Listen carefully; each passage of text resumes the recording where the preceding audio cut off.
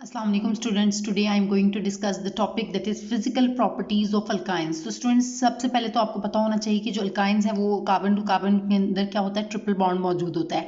तो स्टूडेंट्स, हम अल्काइंस की जो फिजिकल प्रॉपर्टीज है उनको डिस्कस करने जा रहे हैं आज के लेक्चर में। तो मैं आप लोगों से डिस्कस करूंगी फिजिकल प्रॉपर्टीज। तो फिजिकल प्रॉपर्टीज क्या होती हैं स्टूडेंट्स, जो कि आपको मतलब दिखने में नजर आए फिजिकली, इनकी प्रॉपर्टीज अगर हम देखें अल्काइंस दिखने में आपको कैसे नजर आते हैं, तो इनको हम क्या कहते हैं, फिजिकल प्रॉपर्टीज। और एक होती है केमिकल प्रॉपर्टीज, जिसमें हम देखते हैं कि केमिकल रिएक्शंस जो हैं मतलब केमिकली वो जब रिएक्ट करती है तो वो आपको किस तरह से कौन कौन से रिएक्शंस देते हैं, तो उसको हम केमिकल प्रॉपर्टीज में डिस्कस करते हैं। लेकिन फिजिकल प्रॉपर्टीज में हम फिजिकली इनकी वो दिखने में कैसे नजर आ रहे हैं, तो ऐसे जो प्रॉपर्टीज हम उनको कहते हैं फिजिकल प्रॉपर्टीज। तो फिजिकल प्रॉपर्टीज ऑफ अल्काइंस में हम स्टूडेंट्स अब मैं डिस्कस करूंगी वन बाय वन इनकी प्रॉपर्टीज को।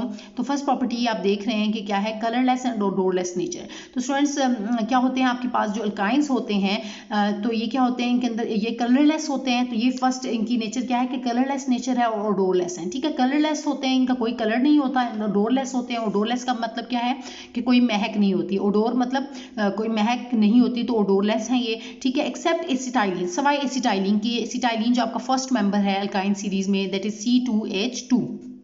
ठीक है, इथाइन भी जिसे आप बोलते हैं। तो सवाई एसिटाइलिन के बाकी जितने भी मेंबर्स हैं वो कलरलेस हैं और ओडोरलेस हैं, उनकी कोई महक नहीं होती, कोई कलर नहीं होता। और जो एसिटाइलिन है, सवाई एसिटाइलिन के इनकी क्या होती है, गार्लिक लाइक ओडोर होती है। ठीक है, गार्लिक लाइक ओडोर क्या मतलब स्टूडेंट्स के, गार्लिक की तरह की इनकी महक होती है। गार्लिक क्या होता है, लहसुन को कहते हैं आप। ठीक है, जो लहसुन आप घरों में यूज़ करते हैं खाने के लिए, खाना बनाने में। ठीक है, तो उस जैसी इसकी स्मेल होती है। तो सवाई इसके बाकी जितने भी मेंबर्स हैं वो कलरलेस होते हैं और ओडोरलेस होते हैं। ठीक है, तो होप सो कि फर्स्ट जो पॉइंट है वो आपको क्लियर हो गया, यानी कि फर्स्ट जो मैंने फिजिकल प्रॉपर्टी आप लोगों से अल्काइंस की डिस्कस की वो आपको क्लियर हो गई है। अब मैं स्टूडेंट सेकंड पॉइंट की तरफ आती हूँ, जो कि क्या है, फिजिकल स्टेट। मतलब दिखने में आपको कैसी हालत में है, मतलब सॉलिड है, लिक्विड है, गैस है। फिजिकल स्टेट जो है वो हम डिस्कस करने जा रही हूँ मैं आपसे सेकंड पॉइंट में। तो क्या है, आपके पास जो फर्स्ट थ्री मेंबर्स हैं स्टूडेंट्स, फर्स्ट थ्री मेंबर्स जो हैं वो अल्काइंस के जो फर्स्ट थ्री मेंबर्स हैं वो गैशियस फॉर्म में होते हैं, इनके गैसेज हैं एट रूम टेम्परेचर। ठीक है, और द नेक्स्ट 8 मेंबर्स, और इससे नेक्स्ट जो 8 मेंबर्स हैं यानी कि कार्बन 5 से लेकर कार्बन 12 तक, वो क्या है, लिक्विड्स हैं। फर्स्ट 3 मेंबर्स यानी कि मैंने आपको बताया कि कार्बन अगर आप स्टार्ट करें तो ये कार्बन 1 से तो होता नहीं है। ठीक है, कार्बन 2 से लेकर कार्बन 4 तक अगर हम देखें, सही हो गया।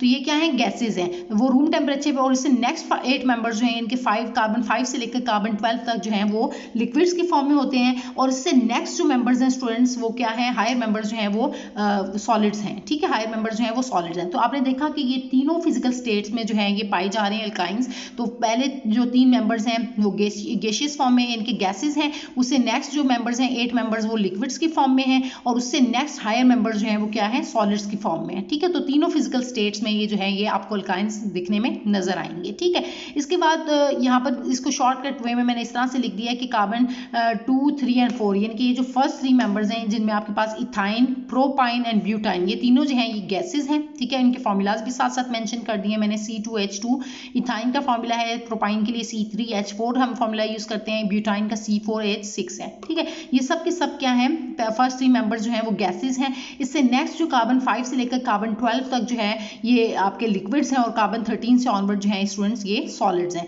तो होप्स हो कि ये जो सेकंड प्रॉपर्टी मैंने आप लोगों से डिस्कस की है, फिजिकल स्टेट, ये आपको क्लियर हो गई है। ठीक है, अब इससे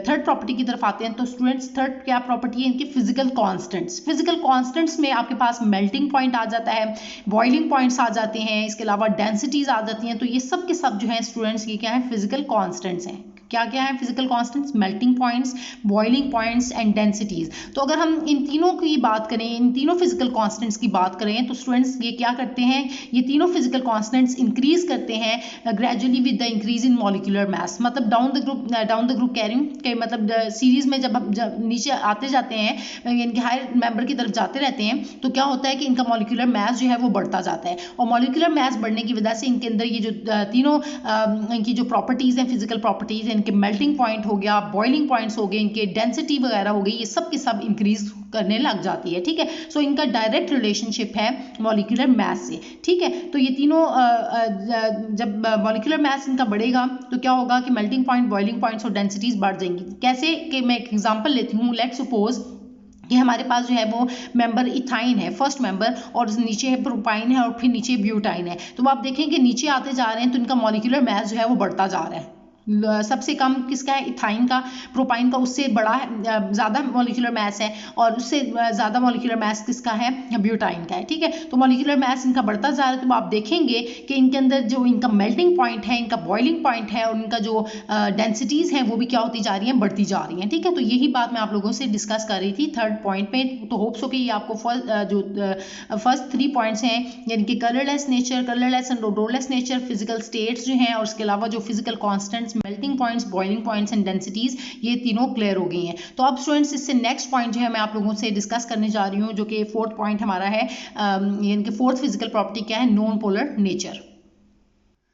तो स्टूडेंट्स फोर्थ जो प्रॉपर्टी है आपको नजर आ रही है, नॉन पोलर नेचर है। ठीक है, तो नॉन पोलर नेचर क्या है, जो आपके एल्काइंस होते हैं इनकी नॉन पोलर नेचर है, मतलब ये नॉन पोलर होते हैं। नॉन पोलर का क्या मतलब है, जिनके अंदर पोल्स नहीं बनते। ठीक है, अब पोल्स क्यों नहीं बनते, तो मैंने स्टूडेंट्स ये आपको अल्केन्स में भी बताया था, अल्केन्स में, एल्कीन्स में, अब अल्काइंस में भी यही बताने जा रही हूँ कि इनके अंदर क्या होता है, कार्बन टू कार्बन जो है वो बॉन्ड्स मौजूद होते हैं। तो अब आपको पता है कि इनके अंदर जब कार्बन टू कार्बन बॉन्ड मौजूद होते हैं तो बाकी वैलेंसी सेटिस्फाइड, इनके अंदर carbon to carbon triple bond होता है।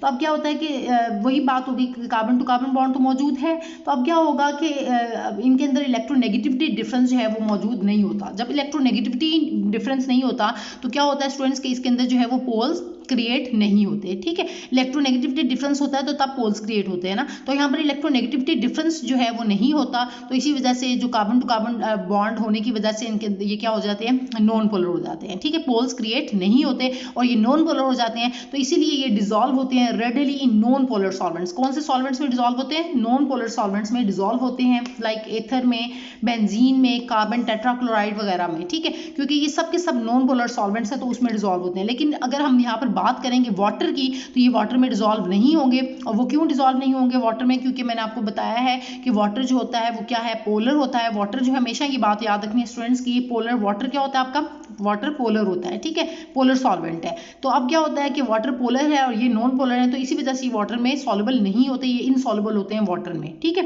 ये जितने भी आपके अल्काइंस हैं, आपके एल्केन्स हो गए, आपके एल्कीन्स हो गए, आपके अल्काइंस हो गए, ये सब वाटर में सॉल्युबल नहीं होते, क्योंकि ये सब के सब नॉन पोलर होते हैं। वाटर जबकि पोलर है, तो आपका प्रिंसिपल लाइक डिजॉल्व्स लाइक, वो कहता है कि जो पोलर चीज़ है वो पोलर में डिजॉल्व होगी और जो नॉन पोलर है वो नॉन पोलर सॉल्वेंट्स में डिजॉल्व होगी। तो ये नॉन पोलर नेचर होने की वजह से, इनके नॉन पोलर नेचर होने की वजह से ये सिर्फ और सिर्फ नॉन पोलर सॉल्वेंट्स में डिजॉल्व होते हैं, यानी कि एथर में, बेंजीन में, कार्बन टेट्राक्लोराइड, ये सब के सब आपके नॉन पोलर सॉल्वेंट्स हैं। तो ये आसानी से इन्हीं के अंदर हल होते हैं, वाटर के अंदर हल नहीं होते। तो ये बात मैं आपको बता चुकी हूँ, क्यों, क्योंकि इनकी ऑपोजिट नेचर है, पोलर, वाटर जो है वो पोलर नेचर का है और ये जो है वो नॉन पोलर नेचर के, तो इसी वजह से इनके अंदर ये हल नहीं होते। तो ये स्टूडेंट्स मैंने आपसे फिजिकल प्रॉपर्टीज़ जो हैं आप लोगों से डिस्कस की हैं, जो आज के लेक्चर में मैंने अल्काइंस की फिजिकल प्रॉपर्टीज़। तो होप्स हो कि ये सब की सब प्रॉपर्टीज़ आपको क्लियर हो गई हैं। और स्टूडेंट्स आपको अगर स्टिल आज के लेक्चर से रिलेटेड कोई भी कन्फ्यूजन है, किसी भी पॉइंट की अगर क्लियर नहीं हुई, तो वो आप मुझसे कमेंट्स में पूछ सकते हैं। Thank you so much students.